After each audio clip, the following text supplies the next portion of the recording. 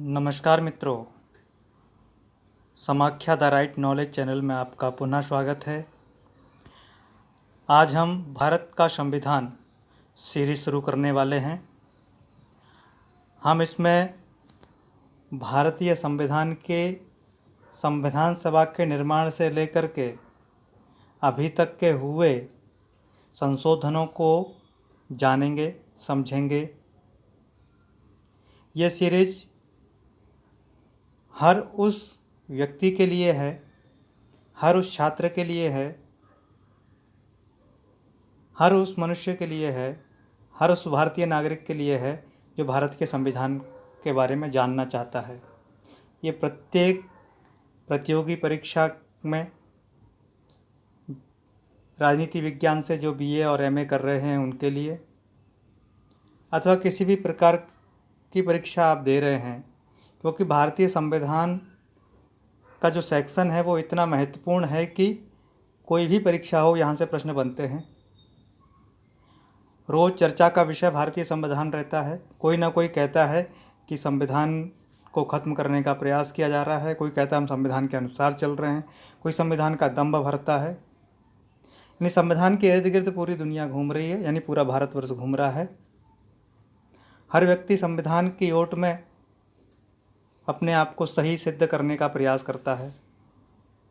तो संविधान असल में है क्या, किसे कहते हैं संविधान?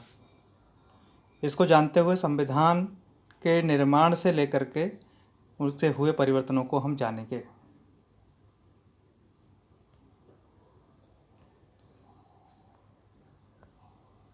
भारत का संविधान, संविधान के सम्यक विधान को ही संविधान कहते हैं। अगर हम इसको हिंदी के दो शब्दों में तोड़ें, ऐसी विधि, ऐसे कानून जो संपूर्ण देश पर लागू होते हैं, यानी देश के मूलभूत कानून जिनके अनुसार उस देश की राजनीतिक व्यवस्था चलती है, उसको हम संविधान कहते हैं। एक परिभाषा के रूप में हम इस प्रकार से जान सकते हैं। आज हम जानेंगे भारतीय संविधान का निर्माण कैसे हुआ, इसकी पृष्ठभूमि जानेंगे। 1934 में कुछ ऐसे फैक्ट हैं जो परीक्षा में आते रहते हैं और जिनको जानना आपके लिए ज़रूरी भी है, उन पर ही हम फोकस करेंगे।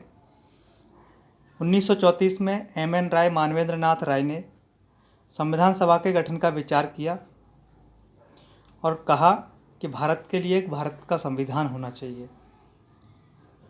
1935 में कांग्रेस द्वारा संविधान सभा के गठन की अधिकृत मांग की। उन्होंने कहा कि भारतीयों के लिए भारतीय संविधान, चूँकि 1920 और 22 में महात्मा गांधी भी पहले कह चुके थे कि भारतीयों के लिए भारत का संविधान होना चाहिए, भारतीयों के द्वारा बनेगा ऐसा कुछ नहीं कहा था। लेकिन 1935 में संविधान सभा के गठन की मांग कांग्रेस द्वारा की गई। उसमें कहा गया कि इसमें भारतीय सदस्य हों। 1938 में पंडित जवाहरलाल नेहरू द्वारा संप्रभु स्वतंत्र संविधान की घोषणा की गई कि भारत का हम एक संविधान बनाएंगे। आपको याद होगा कि 1928 में मोतीलाल नेहरू की अध्यक्षता में एक समिति बनी थी। उस समय का वो भारत का संविधान हम कह सकते हैं। और वो समिति बनी थी साइमन कमीशन के जवाब में। ब्रिटेन कह रहा था कि भारतीयों को संविधान की समझ नहीं है, भारतीयों को नियम कानून कायदों की समझ नहीं है, भारतीयों को लॉ नहीं आता, यानी विधि नहीं आता, वो विधि निर्माण नहीं कर सकते हैं। और उन्होंने चैलेंज दिया था कि अगर कर सकते हैं तो लाओ, बना के दिखाओ। तो उस समय मोतीलाल नेहरू की अध्यक्षता में एक समिति बनी और वो समिति कांग्रेस के द्वारा गठित की गई और उस समिति में अन्य दलों के लोग भी शामिल हुए और कुछ ही महीने में एक मोटा मोटा प्रारूप संविधान का बना करके दिया था। उसको मोतीलाल नेहरू समिति कहते हैं।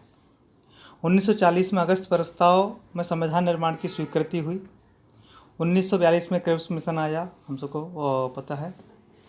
और क्रिप्स मिशन द्वारा संविधान निर्माण का प्रारूप पर चर्चा हुई, किस प्रकार का संविधान बनेगा। फाइनली अंततः 1946 के कैबिनेट मिशन द्वारा संविधान सभा के निर्माण की योजना बनी। ये तो उसकी पृष्ठभूमि हुई। और आपको पता है कैबिनेट मिशन द्वारा अंतिम स्वीकृति के बाद संविधान सभा के गठन की प्रक्रिया शुरू हो जाती है, उसके चुनाव प्रक्रिया शुरू होती है और लोगों को चुनना शुरू कर देते हैं। अक्टूबर नवंबर के लगभग देश भर से संविधान सभा के लिए सदस्यों का निर्वाचन होना शुरू हो जाता है। जहाँ जहाँ निर्वाचन की व्यवस्था थी, कहीं मनोनयन की व्यवस्था थी, और वहाँ से शुरू हो जाता है। हमको पता है कि 9 दिसंबर 1946 को प्रथम संविधान सभा की बैठक हुई। संविधान सभा के गठन के बारे में जैसे मैंने कहा, जुलाई अगस्त में 6 सदस्यों का निर्वाचन हुआ, नवंबर में संविधान सभा का गठन हुआ। कुल सदस्य संख्या 389 थी, उस समय निर्धारित की गई थी। 23 रियासतों से 93 जो नॉमिनेटेड थे यानी मनोनीत होने थे।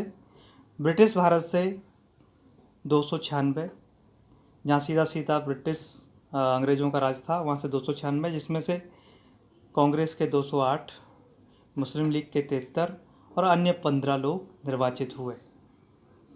जिसमें गवर्नर प्रांत और मुख्य आयुक्त के प्रांत, 2 प्रकार के प्रांत थे। गवर्नर प्रांतों से 292 और 4 आयुक्त, सीधा सीधा कमिश्नर, वहाँ पे जैसे आजकल हम यूनियन टेरिटरी कह सकते हैं, उस प्रकार के 4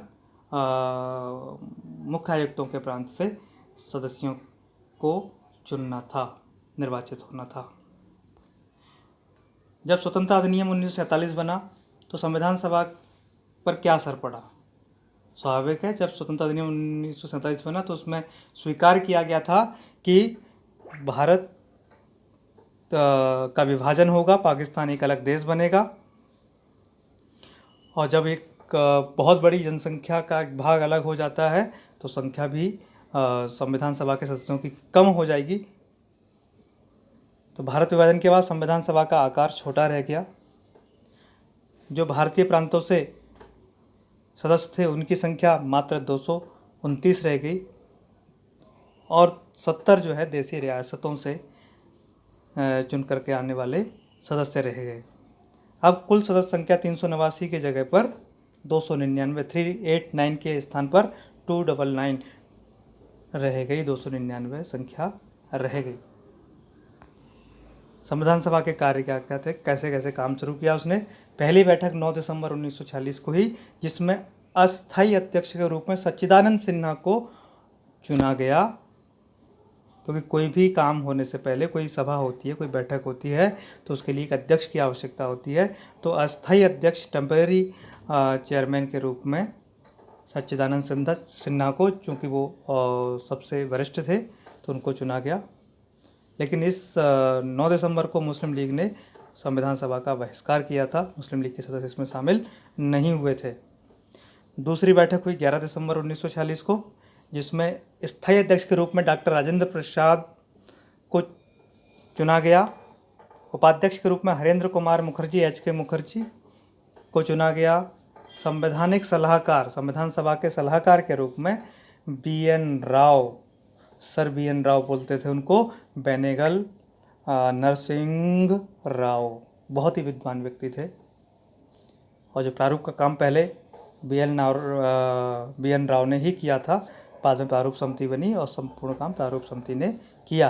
13 दिसंबर 1946 को पंडित जवाहरलाल नेहरू द्वारा उद्देश्य प्रस्ताव लाया गया और उद्देश्य प्रस्ताव पर चर्चा हुई। उद्देश्य प्रस्ताव में सभी प्रकार के, जो आज का प्रियम्बल है जिसको हम संविधान की प्रस्तावना कहते हैं, वो एक तरह से उद्देश्य प्रस्ताव का ही सुधरा हुआ रूप या मॉडिफाइड रूप, या इसको संपादित, एडिटेड रूप हम उसको कह सकते हैं, संपादित स्वरूप उसका कह सकते हैं।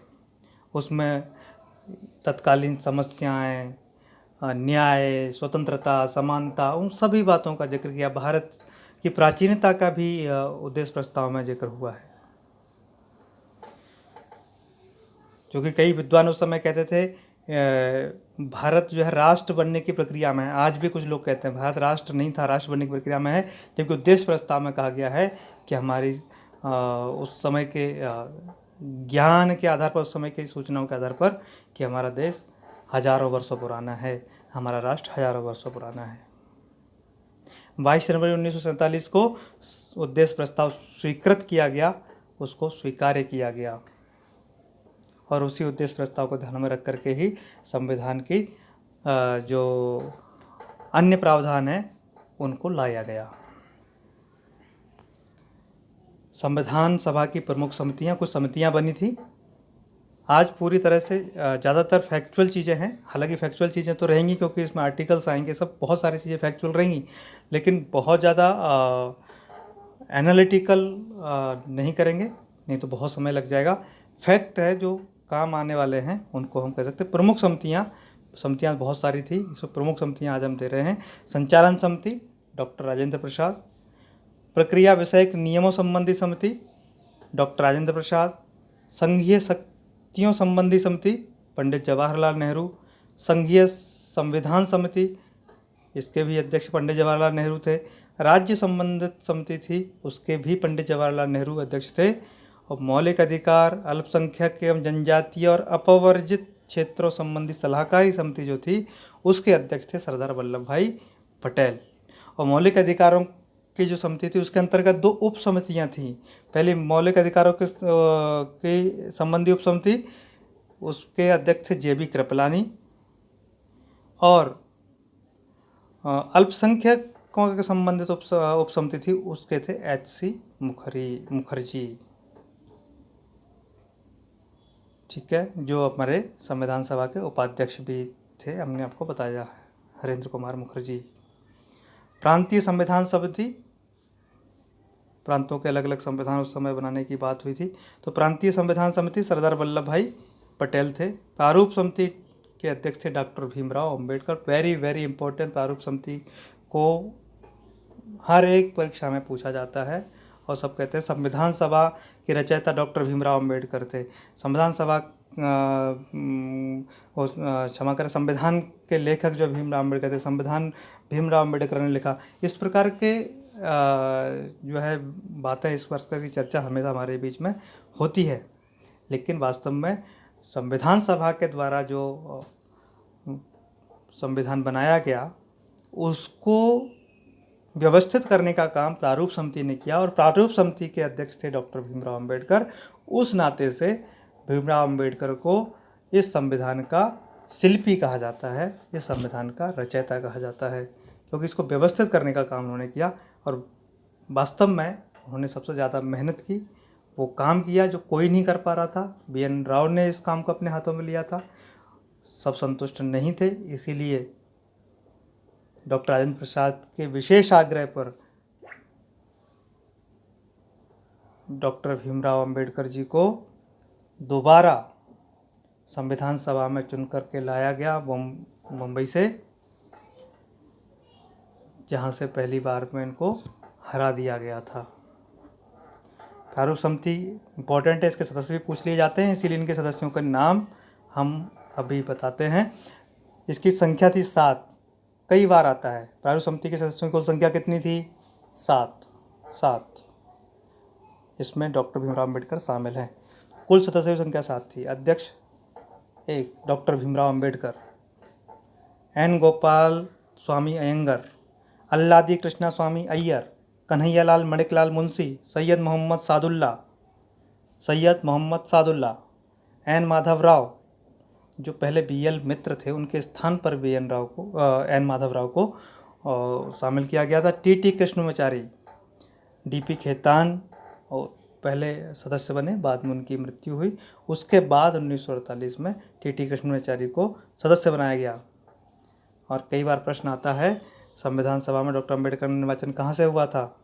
तो सबसे पहले पश्चिम बंगाल से हुआ था, यानी बंगाल से, उस समय बंगाल था, यहाँ पश्चिम बंगाल लग गया, बंगाल से हुआ था। बाद में जब विभाजन हुआ तो वो जिस क्षेत्र से आते थे वह क्षेत्र बांग्लादेश में चला गया, और बांग्लादेश में जाने के कारण से उनकी सदस्यता कहाँ चली गई? पाकिस्तानी संविधान सभा में, क्योंकि पाकिस्तान में जो क्षेत्र चले गया वहाँ के जो सदस्य थे वही पाकिस्तानी संविधान सभा के सदस्य बने। हालांकि उस संविधान बहुत देर में बना उनका, लेकिन डॉक्टर अम्बेडकर की भारतीय संविधान सभा से सदस्यता चली गई थी। बाद में उनको मुंबई से जितवा करके संविधान सभा का सदस्य बनाया गया और फिर प्रारूप समिति का अध्यक्ष बनाया गया, क्योंकि डॉक्टर अंबेडकर के जो शिक्षा थी, डॉक्टर अंबेडकर की बुद्धि की उपयोगिता थी, डॉक्टर अंबेडकर की योग्यता की उपयोगिता, कुशलता की उपयोगिता हम नहीं ले पा रहे थे, उसका प्रयोग नहीं कर पा रहे थे, उसका उपयोग नहीं कर पा रहे थे। और इतने बड़े प्रतिभाशाली व्यक्ति को हम राजनीतिक रंजिशों के कारण, राजनीतिक मत भिन्नता के कारण उसका लाभ नहीं ले पा रहे थे। लेकिन राजेंद्र प्रसाद जी को इसमें विशेष रुचि थी कि वह डॉक्टर भीमराव रामजी अम्बेडकर की योग्यता का उपयोग करें और भारत को उसका लाभ मिले, और जो मिल रहा है। प्रारूप समिति हुई, आगे बढ़ते हैं। कुछ महत्वपूर्ण तथ्य हैं, जैसे प्रारूप समिति का गठन कब हुआ, 29 अगस्त 1947 को।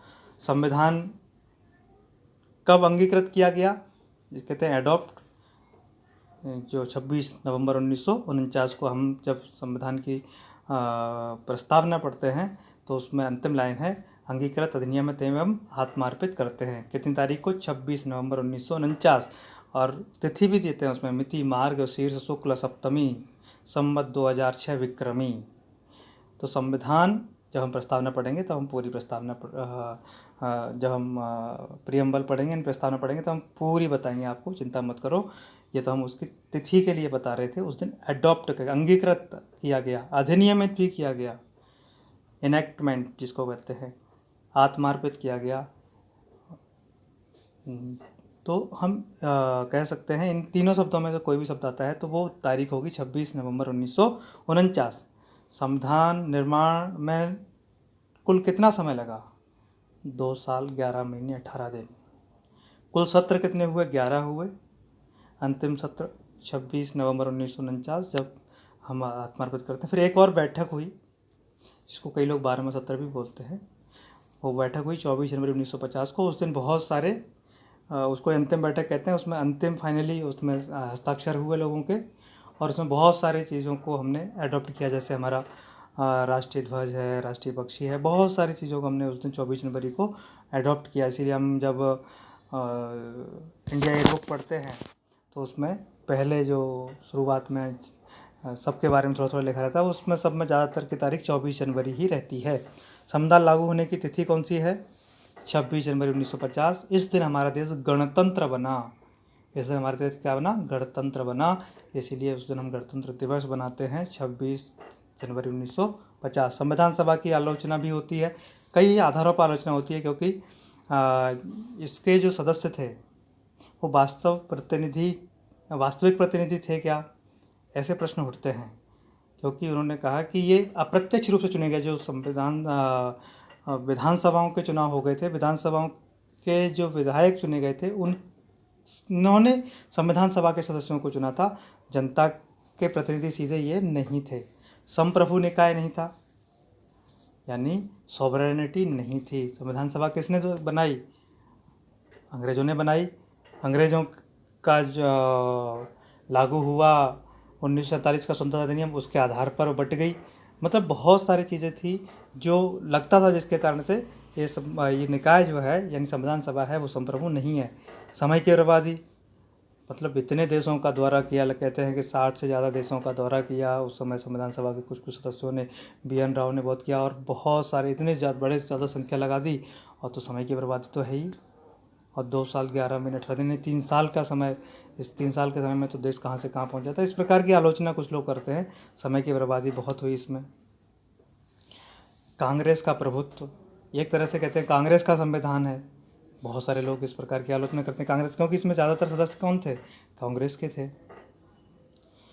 वकीलों का वर्चस्व, और ज़्यादातर सदस्य वकील थे, और क्योंकि संविधान जब पढ़ते हैं तो लोगों को समझ नहीं आता उसकी भाषा, तो कहते हैं ये तो कुल मिला के कानून की किताब है, ये संविधान नहीं है। क्यों, क्योंकि लोगों को समझ नहीं आता। इसीलिए एक बड़ा फेमस कोटेशन है नेपोलियन का।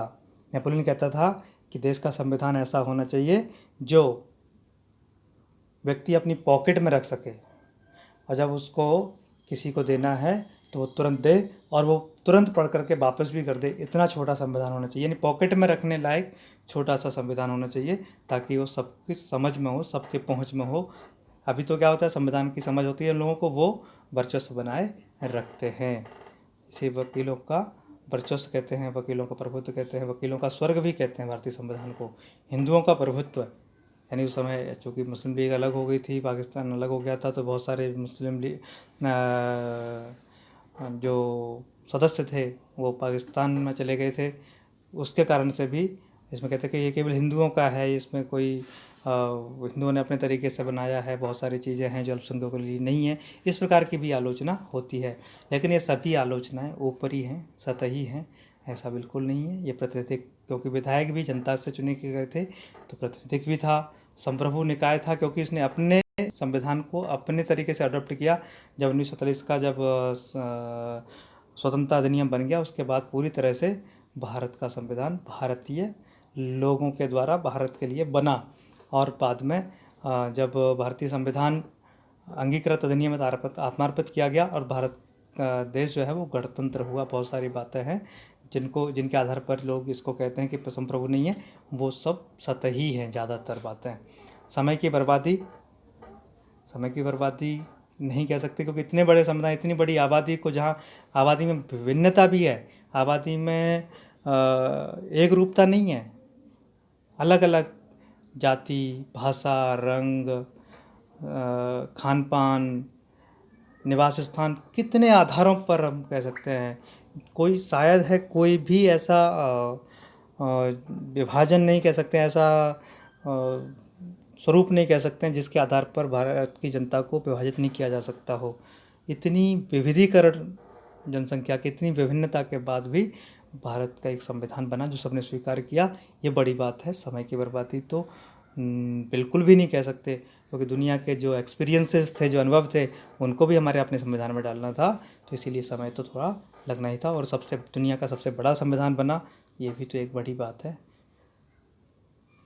कांग्रेस का प्रभुत्व, क्योंकि कांग्रेस उस समय सबसे बड़ी पार्टी थी, तो उसका प्रभुत्व होना स्वाभाविक था, तो इसमें कोई गैर स्वाभाविक बातें नहीं थी। वकीलों का वर्चस्व था, क्योंकि वकील ही कानून समझते थे। हालांकि इसकी आलोचना थोड़ा सा मैं सहमत भी हूँ, क्योंकि जो भी दुनिया भर में संविधान चल रहे थे, वहाँ सभी जगह लगभग जो संविधान थे वो वकीलों के द्वारा ही बनाए जाते, क्योंकि कानून की समझ उसमें होनी आवश्यक है। तो वकीलों का वर्चस्व कहा जाता है, इसमें कोई मतलब गलत भी नहीं है, सच भी है। हिंदुओं का प्रभुत्व ऐसा नहीं है। देश की सबसे बड़ी आबादी हिंदू आबादी है, और इसीलिए हिंदू आबादी होने के नाते से हिंदू संख्या भी ज़्यादा रहती है, और हिंदू होना अपने आप में एक सेकुलर होने का प्रमाण है। तो इसीलिए ये देश सेकुलर बना। अगर हिंदुओं का प्रभुत्व होता तो हमारे देश के संविधान के ऐसे भाग नहीं होते जहाँ पर हर एक वर्ग को कुछ ना कुछ सुविधाएं दी गई। और किसी का उस समय संविधान सभा में किसी का इम्पीचमेंट करने की, किसी का तुष्टीकरण करने का प्रयास नहीं किया गया। जनसंख्या का वह भाग जो किसी न किसी रूप में प्रभावित हुआ है, किसी न किसी रूप में प्रताड़ित हुआ है, उस सभी भागों को ऊपर उठाने का प्रयास संविधान में किया गया है। इसलिए संविधान सभा की आलोचनाएं तो हैं, लेकिन वो सब सतही हैं। इसी के साथ आज का ये लेक्चर यहीं समाप्त होता है। आगे हम कल करेंगे प्रस्तावना। धन्यवाद। भारत माता की जय।